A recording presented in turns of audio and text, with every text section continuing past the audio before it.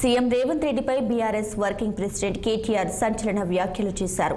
ఆదిలాబాద్లో బీఆర్ఎస్ కార్యకర్తలతో నిర్వహించిన పార్లమెంట్ ఎన్నికల సన్నాహక సమావేశంలో ఎన్నికల తర్వాత రాష్ట్రంలో భారీ మార్పులు జరుగుతాయన్నారు.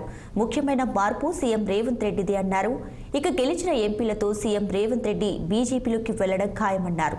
6 గ్యారెంటీల అమలును కాంగ్రెస్ విస్మరించిందని, వచ్చే పార్లమెంట్ ఎన్నికల్లో ఆ పార్టీకి బుద్ధి చెప్పాలని ప్రజలకు పిలుపునిచ్చారు.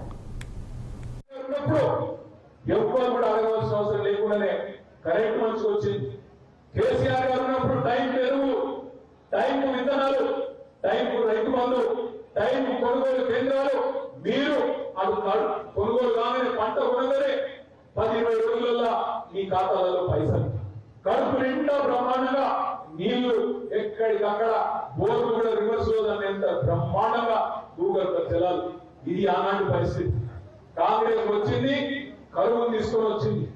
ఈ కాంగ్రెస్ పార్టీ వచ్చినాక, కాంగ్రెస్ ప్రభుత్వం వచ్చినాక గ్రామాలలో ఏం వాతావరణం ఉన్నదో, ఏం పరిస్థితి ఉన్నదో ఒక్కసారి ఆలోచించండి. కరెంటు చక్కగా ఉండదు, మంచినీళ్ళ కోసైతున్నది.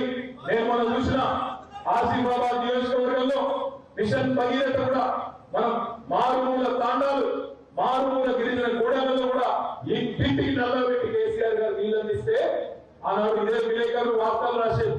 ప్రతి సంవత్సరం ఉండేది ఏజెన్సీలో అంటు రోగాలు, మంచం పట్టిన మన్యం అని ప్రతి వర్షాకాలంలో వార్తలు ఉండేది.